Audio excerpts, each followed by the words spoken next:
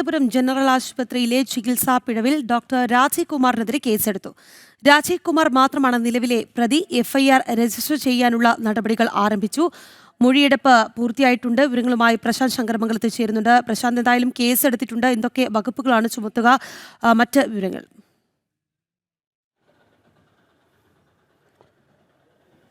Rakhi, BNS 336, 338 എന്നീ രണ്ട് വകുപ്പുകൾ ചുമത്തിയാണ് ഇപ്പോൾ കേസെടുത്തിരിക്കുന്നത്. ഈ രണ്ട് വകുപ്പുകളും ജാമ്യം കിട്ടാവുന്ന വകുപ്പുകളാണെന്നാണ് നമുക്ക് മനസ്സിലാക്കാൻ കഴിയുന്നത്. പ്രതി ആയി ഉള്ളത് രാജീവ് കുമാർ മാത്രം, അതായത് ജനറൽ ആശുപത്രിയിലെ ഡോക്ടർ രാജീവ് കുമാർ മാത്രമാണ് നിലവിൽ പ്രതിയായിട്ടുള്ളത്. മറ്റാരെയും ഈ കേസിൽ പ്രതി ചേർത്തിട്ടുമില്ല. കഴിഞ്ഞ ദിവസം സുമയ്യയുടെ സഹോദരൻ തിരുവനന്തപുരത്ത് കണ്ടോൺമെൻറ്റ് പോലീസ് സ്റ്റേഷനിൽ പരാതി നൽകിയിരുന്നു.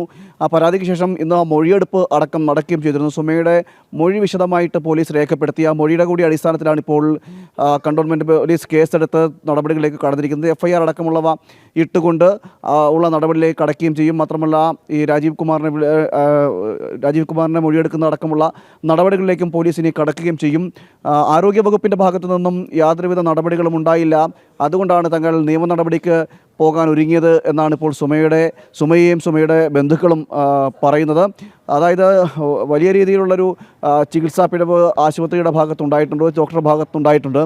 2023 തൈറോയ്ഡ് ശസ്ത്രക്രിയയ്ക്ക് എത്തിയ സുമയ്യയുടെ ശരീരത്തിലുള്ള നെഞ്ചിൽ ഈ സ്റ്റെൻറ്റ്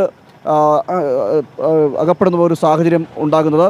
തുടർന്ന് ശാരീരിക അസ്വസ്ഥതകൾ വന്നതോടുകൂടിയാണ് മെഡിക്കൽ കോളേജിലടക്കം മറ്റ് സ്വകാര്യ ആശുപത്രികളിലും ചികിത്സ തേടിയിരുന്നു. ഇതിന് പിന്നാലെയാണ് എക്സ്റേയിൽ ഈ സ്റ്റെൻറ്റ് കണ്ടെത്തുന്ന ഒരു സാഹചര്യമൊക്കെ ഉണ്ടായത്. എന്തായാലും ഈ സംഭവത്തിലാണ് ഇപ്പോൾ നിയമ നടപടിയുമായി മുന്നോട്ട് പോകാൻ കുടുംബം തയ്യാറെടുക്കുന്നത്. വിശദമായ മൊഴിയെടുപ്പ് അടക്കം രേഖപ്പെടുത്തിയിരിക്കുകയാണ്. തുടർന്ന് ഉള്ള നടപടിക്രമങ്ങളിലേക്ക് പോലീസും കടക്കും. ശരി പ്രശാന്ത്.